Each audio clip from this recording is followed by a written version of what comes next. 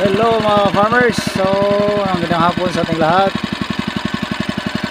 Dito tayo ngayon sa area ng ating pinsan mga farmers. So, makikita nyo meron na silang drip irrigation. So, sit up nila. So, yan ang sit up mga farmers. Ito po yung buong area ng ating pinsan mga farmers kung saan nagagamit na po sila ngayon ng drip irrigation. So ito yung main line mga ka-farmers.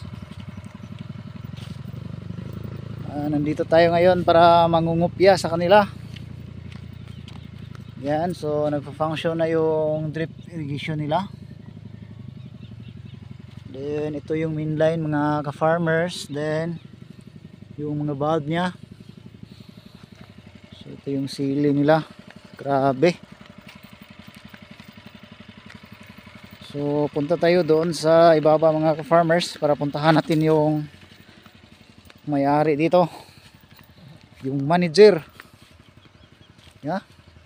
Yes boss, magandang hapon sa inyo. Nandyan ka pala. Yan, anong ginagawa mo dyan? Yan, so ito yung area na ito. Yeah, shout out sa ano? Mga kapwa farmer dyan. Okay, shout out ya boss. Ay, shout out sa mga kapwa farmer natin dyan. Lalo na nila ni Alex Ibero. Yeah, shout out boss Alex. Nagtuturo sa idea paano pag-set up ng drip irrigation. At saka ni Agaw Jupil, the farmer. Shout out boss Jupil. Dalawa ang nagturo sa atin ito. Yan, so dito tayo guys para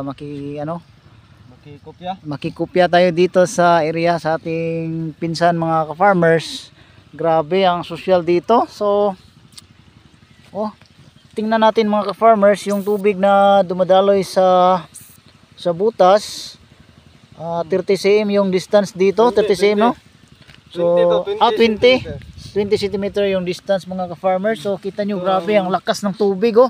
So save tayo sa labor dito mga ka-farmers. Then ito yung edad ng ampalaya na siguro nasa 10 days siguro to. 10 days? Wala pa. 5, 8. So very ano? 7 days. So 1 week pa ito mga farmers yung ating Galaxy Max. Mistisa. So walang Galaxy Max Rumble dito to? no? Rumble daw. Galaxy Max. Mayroong Galaxy Max. So grabe napakalapad yung area dito mga ka-farmers. So Ito yung tulo niya. dito ako bumilib sa drip irrigation mga ka-farmers dahil napakaganda. So grabihan yung tubig eh. So sa kadlaw ani. Sa kadlaw lumos yun. Kuan pa guni 15 minutes. So mag-ulan ni siya, pwede rin ari na mo sa waswas lang inani apply no. Waswas na. So, Waswas ka dyan. So grabe yung silihan dito guys oh. Ang trabaho kuan na lang, liquid na lang. So yung trabaho dito mga farmers, pag-abuno na lang. So pag-dilig wala na. Save na ako sa labor.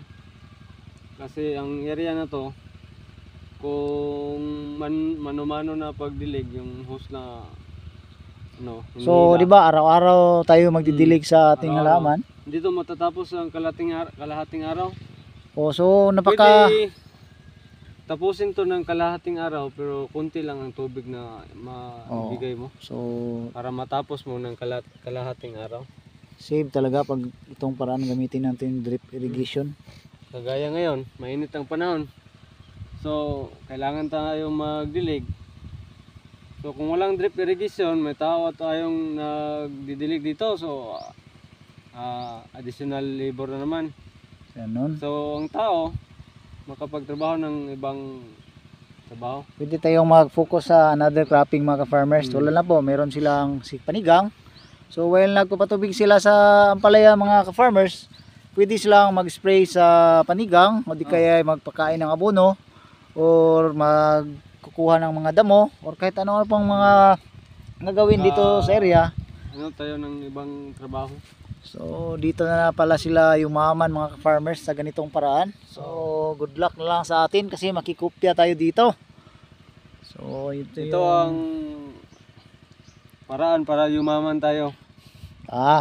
Power. Yumaman talaga. Yayaman talaga. Hindi tayo magiging mahirap dito. Dato tayo po. Dato ta, kapwer po sige. So grabe wag kanindota naman diri dapita. So sa Gulbisaya lang ta diri mga ka-farmers Kay kay siya nahangir lang kita gikag tulo. so grabe Pero nasa yuta, adi ka kagakuha na bro. dito na rin mga ka-farmers, nakahang yung drip hose nila kasi walang daanan ng tao, so walang tanim.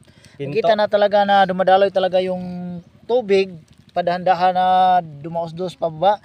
Pero dito sa area na kung saan mayroon ng tanim na may plastic mulch na, Ito na. dahan-dahan na tumatagos yung tubig mga ka-farmers. So grabe, basa na No. So yung tanim natin mga farmers hindi talaga may stress sa tubig kasi palaging babad sa tubig na hindi naman masyadong marami mga ka-farmers. Hindi bugbog ang ugat. Hindi bugbog yung ugat mga ka-farmers sa depende sa init ba or sa sobrang tubig. Basta may katamtaman lang yung patubig mga Ito na. ka-farmers. Abot ng tubig dito, 15 minutes. Basta na. So bali 15 minutes na no? Ito. Nandito lang yung hose, pero ang tubig mating na dito. Napakaganda talaga mga ka-farmers kasi yung distansya ng tubig na aabutin niya nasa pila mga uskadanga no?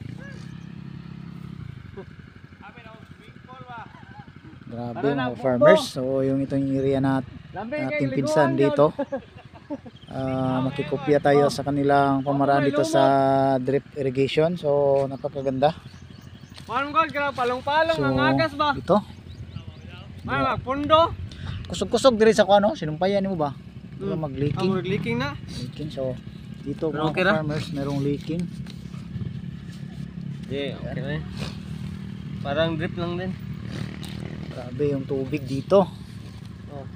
Kalakas. 15 minutes. So bali itong tubig na lumalabas o dumadaloy mga ka-farmers, bigyan natin ng oras. 15 minutes na ni. 15 minutes na to mga ka-farmers. So basang-basa na. So hindi parehas sa didirekta natin ilalagay yung tubig. Halimbawa, gagamit tayo ng garden hose dito.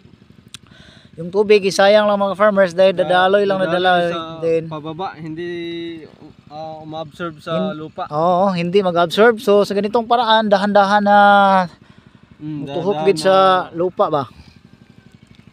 Tapos pagka-power niya, So dito mga farmers walang tanim, makikita natin napaka Kung abono ka, hindi na kailangan na magwaswas ng mano-mano. Ang abono dito ang mano-mano dito yung paglagay lang ng abono. Oo nga so napakagaan na lang ang trabaho natin dito.